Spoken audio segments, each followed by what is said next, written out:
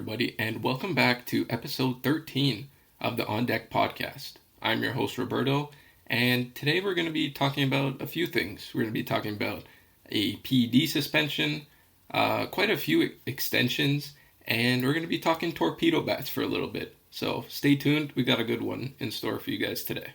So off the top, I just wanted to discuss a PED suspension for Atlanta Braves outfielder Jurickson Profar. And this comes to a surprise to me because I honestly thought he was going to have a good year for the Braves this year, coming off of a career high season last year with San Diego, and was going to be, one of the bigger pieces in that Atlanta Braves lineup. He was their biggest free agent signing this offseason in a kind of slow offseason for the Braves, but this is quite a massive hit to that lineup that already wasn't hitting.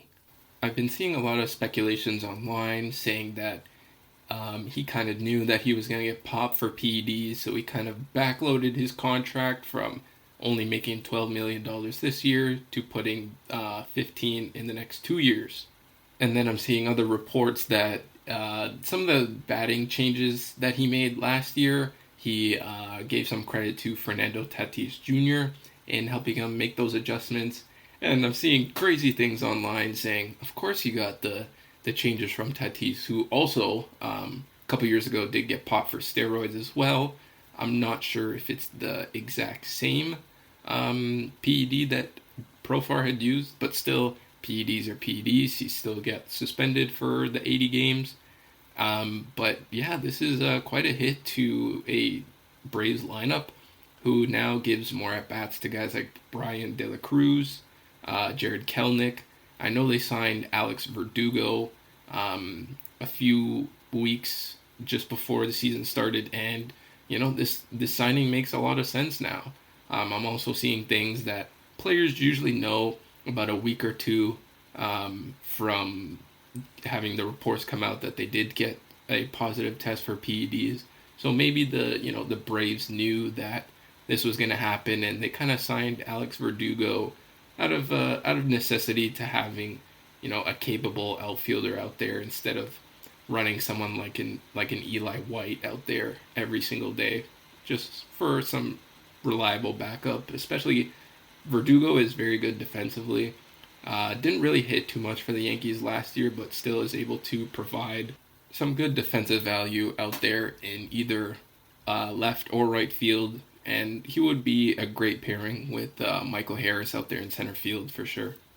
Now moving on to quite a bit of extensions that have been signed recently.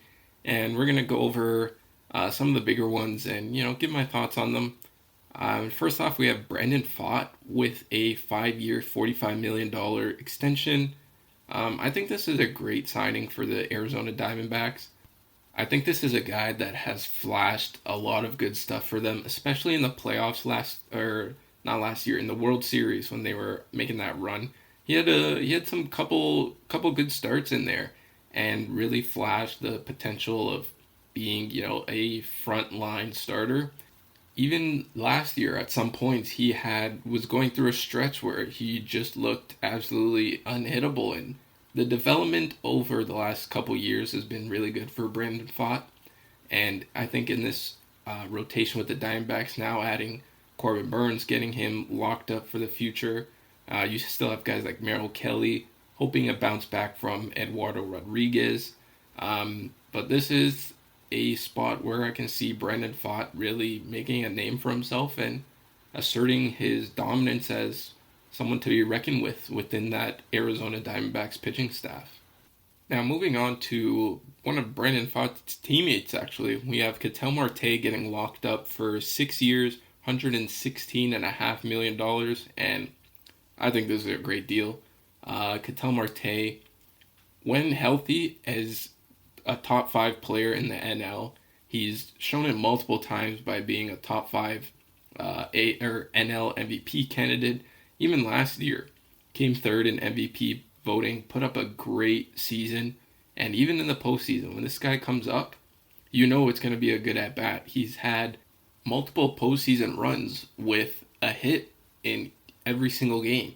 And now with how good pitching is and how low the batting average is for teams, it's great to see a guy that still has high contact but is able to drive the ball out of the ballpark every now and then, while also giving you great defense at second base. There's no doubt in my mind that Ketel Marte is the best second baseman in all of baseball, hands down. There's not even a debate. Now, moving on to another team in the NL West, we have the San Diego Padres locking up Jackson Merrill for 9 years, $135 million.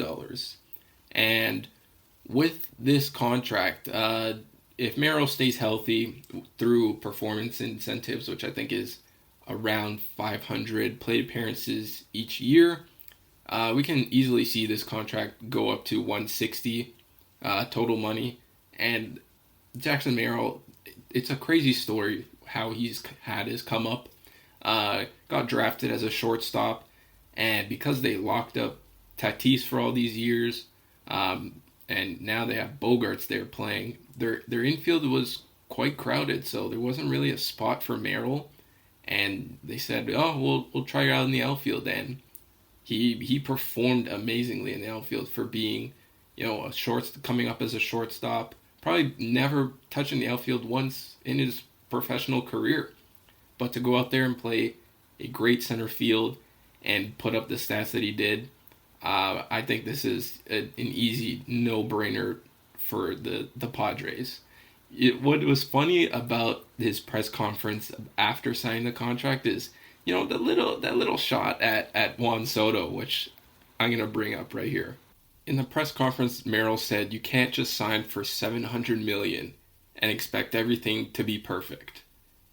And I saw that quote, and man, that taking shots at Juan Soto, I'm all for it, because at the end of the day, he kind of has a point. Not everything's going to be perfect when you sign for $700 million. He's kind of playing the long game, Soto, but we can get into that another day. But I like this Jackson Merrill extension a lot. I think locking him and Tatis up for, the foreseeable future. You still have guys like Manny there, Bogarts. Their pitching staff is still going to be good if they retain Cease and King. Overall, I'm interested to see if Merrill just becomes a full-time center field, or do they possibly move him back into the infield at some point? I'm not sure, but he makes a damn good center field, that's for sure.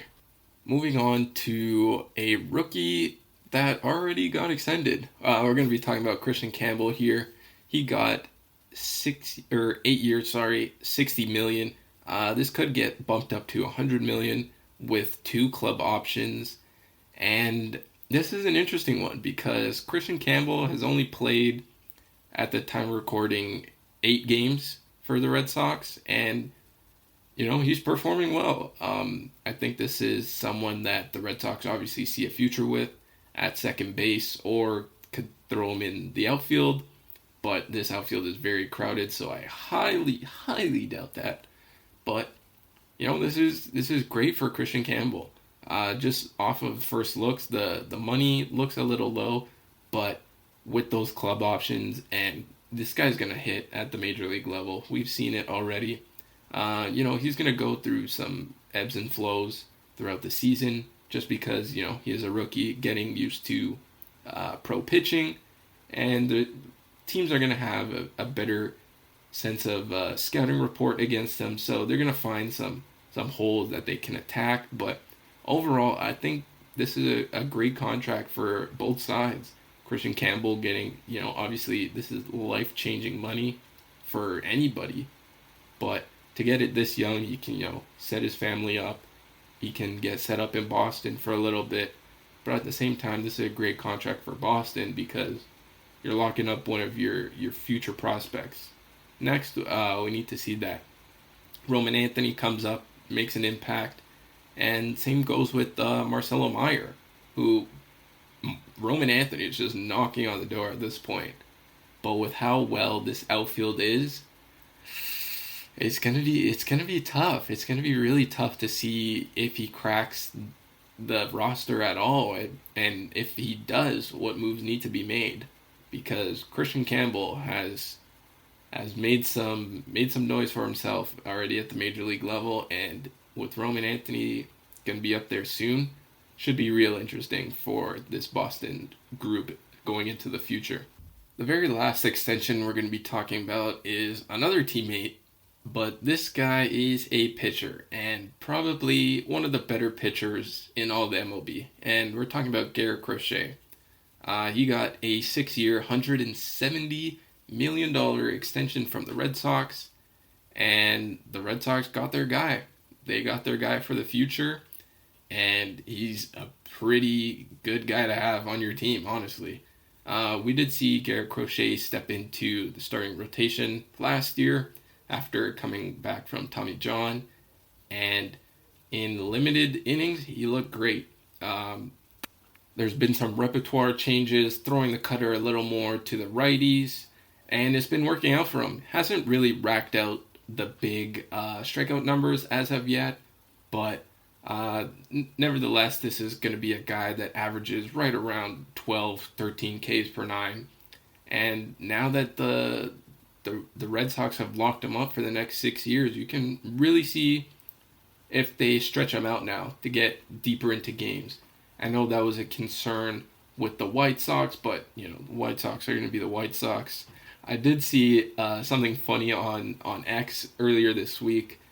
It was a picture of Garrett Crochet, Chris Sale, Carlos Rodon, and Dylan Cease, all in different uniforms, obviously. But the caption was, "Wouldn't this be a crazy rotation?"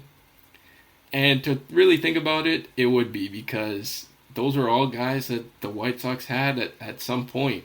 We did see Rodon and Cease in a rotation together. I'm not sure if Sale was there. I can't remember at the top of my head, but he might have been just a rookie by the time Cease and Rodon may have touched that rotation. But just, it's crazy to think about that.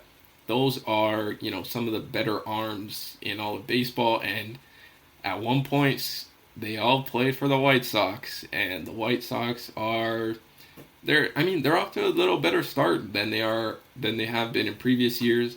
Their pitching has been surprisingly good, allowing 0 earned runs from their starters through the first time through the rotation, which is, honestly, that's pretty mind-blowing coming from the Chicago White Sox.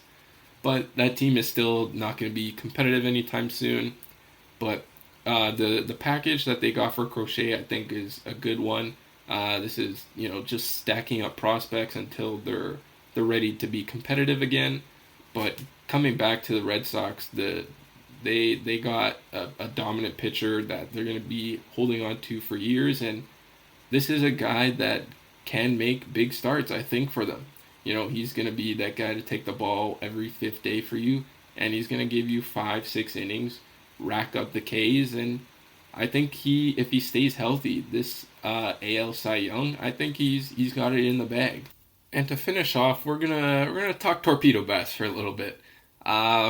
This has been something going around the MLB the last couple of weeks. The Yankees were the first team to really get recognized for it, for that absolute onslaught against the Brewers.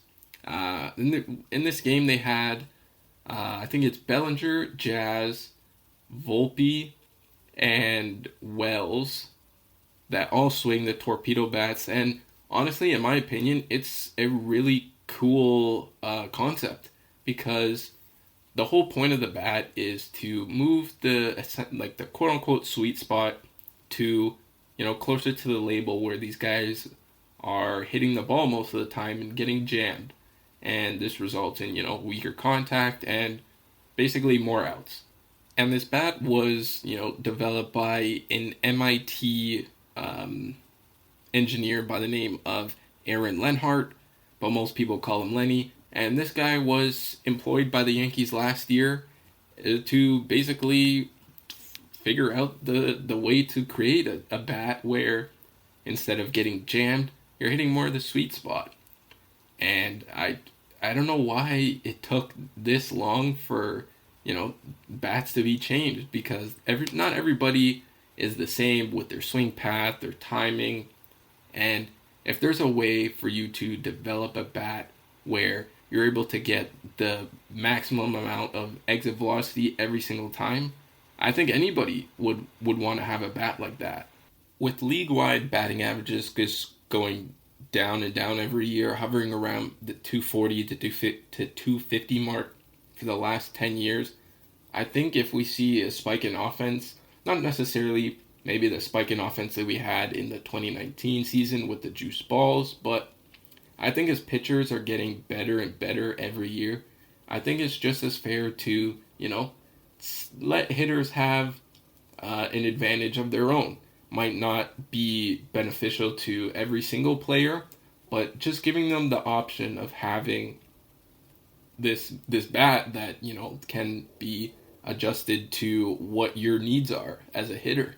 I put a poll out on my Instagram just to get some feedback on what guys were thinking about these torpedo bats, and majority of people either said that they don't really care or it's not ruining the game at all, and I agree. I think this is something that'll become more popular, and maybe we'll see some different iterations. Maybe some guys will have their bats tapered more to the very end. Some might have them in the closer to the traditional where the taper usually begins, just after the batting tape.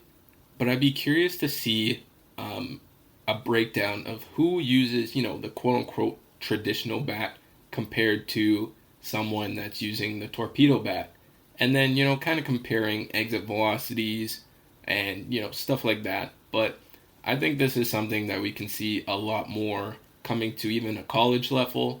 I think I've heard some reports saying that metal torpedo bats will be produced by the end of the year, which that'll be very interesting to see, especially because metal already kind of gives you some boosted exit velocities.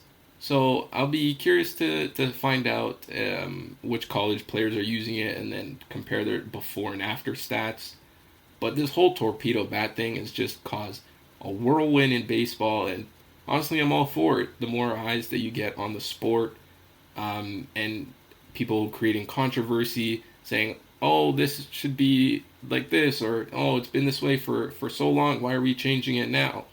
I think it just gets more eyes on the sport and, gives the sport the recognition that it needs, honestly.